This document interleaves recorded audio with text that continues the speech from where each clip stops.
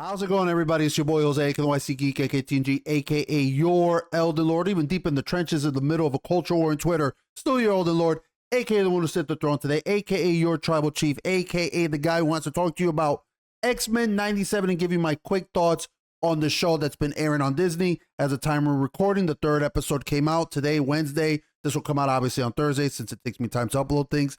And I want to give you my thoughts because I live by that rule of three, right?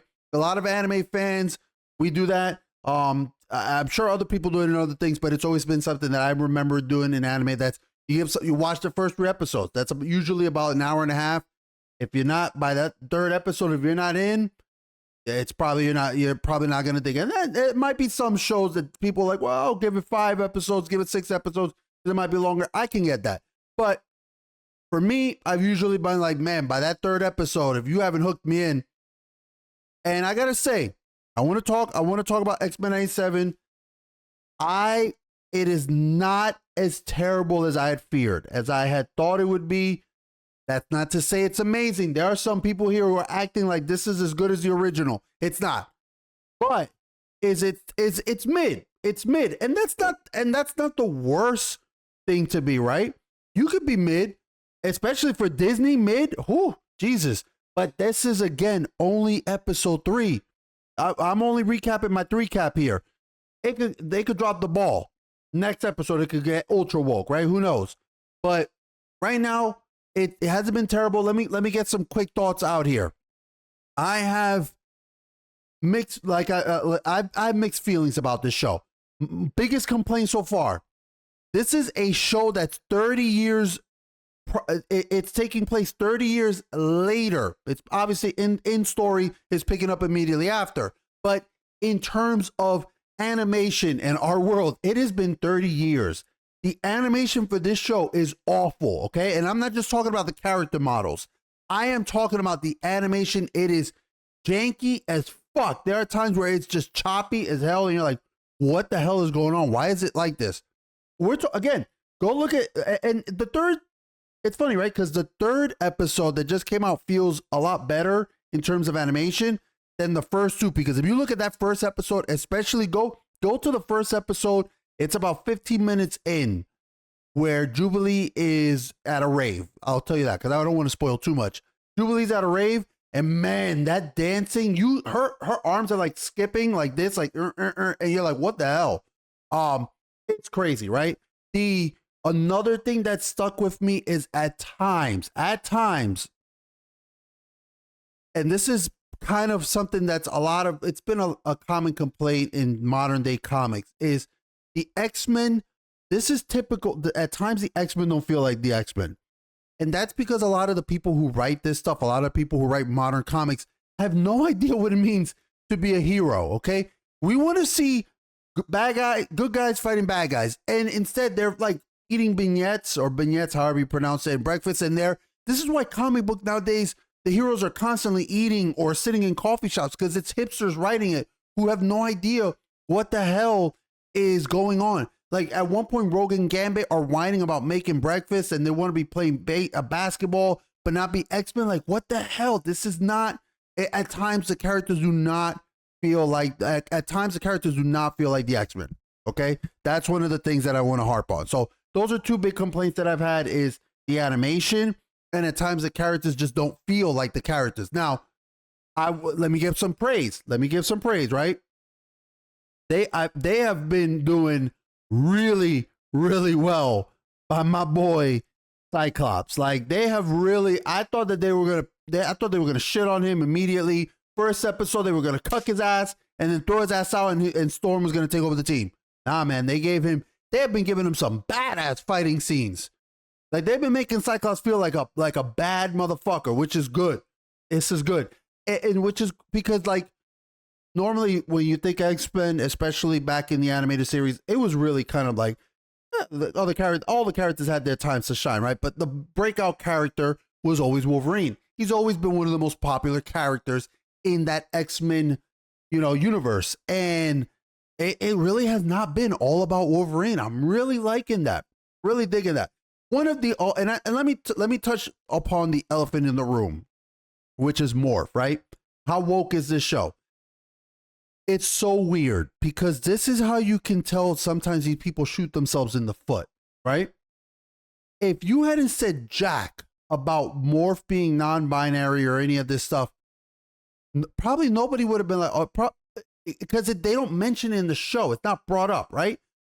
So why the hell did you bring it up in the middle of an interview? Are you just pandering? And because that's what it feels like. But instead, if they had been like, you know what, we are going to explore his sexuality in the show, you could have done it in the show and not talked about it and done more of show, not tell. This is a big problem with today's day and age mediums, is that they are a lot of show and not, they are a lot of tell and not show. Okay. They will tell you this character is awesome. They will tell you this character is amazing, but they will not show you why this character is amazing. They will tell you you should love this character. They are awesome, but they will not show you why this character is awesome. So that it just, to me, again, it screamed the pandering when you didn't even have to do that. You could have rested. Now, again, this is only 3 episodes in. I have my complaints, the animation, the character models. I think the music and the sound effects are great. Sorry, let me up that up as well.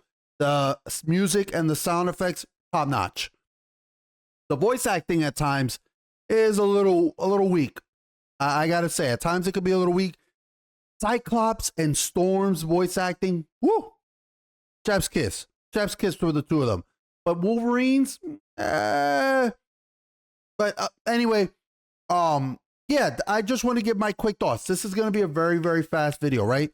I will say that outside of my complaints of the animation, the character models, because I still cannot stand what they've done to Rogue. Some of the characters it just looks so, it feels like they've stepped back. Okay, so animation, the models, the voice acting, like I said, it's here or there, but that's not a big deal breaker for me. The pandering that they did outside of the show, not in the show, we're saying outside of the show. These are things that, and again, this is only 3 episodes in, these are these things, and at times the characters don't feel like the characters, okay? At times, they feel like they're not the X-Men. And then there's times where you're like, damn, man, they feel like they're like, Episode 3, I feel like 1 and 2 were okay. They were like, okay. But 3 was like, all right, we're taking a step up. I like this. The positives, I like the music. I like the sound effects. I like the justice they're doing to characters like Storm and Cyclops. Morph, I like that Morph does a lot of like Easter egg references to characters that we'll see later on in the show. Like he transforms into he transforms into Colossus. He transforms into Magic. He transforms into Lady Deathstrike. And he just, oh God, what is it? There's a character got the 6 arms. She hangs out with Mojo. She's like is it Shiva? I can't remember the mutant name. She's the one that has like the 6 arms and she hangs out with Mojo. But yeah, man, like it's cool because he's doing a lot of like these little Easter egg references. And I'm not gonna ruin episode 3. Or I'm not going to try to talk too much on spoilers. But again, I felt like episode 3 took an upward thing. I was like, oh, I'm digging this. There was some cool like horror type elements. A certain character emerges that you're like, oh, I like this character. And they did it well. So yeah, I hopefully, look, if they keep up this trajectory, if they keep it, like I said, 1 and 2 being and 3 being like, okay, we're getting better. If they can keep this upward trajectory, I have no problem putting out a video and be like, man, I was wrong. They toned down a lot of the woke shit. They really focused a lot on the characters and the story, and the story elements, especially episode 2 and 3. Episode 2 and 3, I felt like were very good, and it's cool because they're very episodic. Like, yes, the character. I'm sorry, but the episodes are following each other. There is a story arc that's obviously going from episode 1, episode 2, episode 3, but each episode has its own little self-contained story in it as well, which I like. I think that's very well done. So if they keep going like this and the season, the show ends and it's at a plus like this, hey, I have no problems. I love, dude, let me tell you, I love nothing more than when I'm wrong about something and I'm pleasantly surprised to say, dude, I was wrong. It was actually good.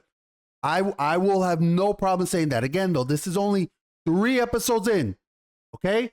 So I don't want to get too like, woo, yeah, this is it. This is the show. Nah, man, it's only 3 episodes in. This can still fucking blow next week. Next week could just go, okay? So I don't want to be optimistic. I'm not giving them the benefit of the doubt just yet. But so far, an upwards trend. Also, one other complaint, and this has nothing to do with the show. I haven't had Disney Plus for a while, right? Because I'll watch something, like I'll either borrow somebody's account or something because I don't want to give Disney money. But I was like, screw it, let me just borrow this because there's a couple things coming out on Disney Plus that I was like, I might as well review. And this is episodic, so I was like, all right, fine. And everyone else I know has canceled their Disney Plus account, so it makes it a little bit more difficult. But Lord, the thing that I want to complain about is, God damn, man, these ads are out of control. Look, Disney, I know you're hurting for money, and I know that you are losing subscribers left and right on this show, and it's not going to be profitable now on the show on this service of yours, this streaming service. But holy shit, man, you got hit me with mad ads, and I mean super long ads. These ads are like 2 minutes long, and I grew up. I'm an '80s kid. We all, many of us, my age range, we all grew up with commercials. We know what commercials are like, right? But damn, this is a streaming service. I understand that they maybe put commercials at the beginning, but then again, this is the same company that has Hulu Plus and Hulu rather, and Hulu is fucking invasive as shit with their commercials. So yeah, that's a pain in the ass when I'm watching almost like 10 minutes worth of commercials. But what are you gonna do? Disney needs money. It's hurting so badly. Now I'm gonna end with this. Do I think there's a few thoughts I want to touch on that are kind of sides to this X-Men 97.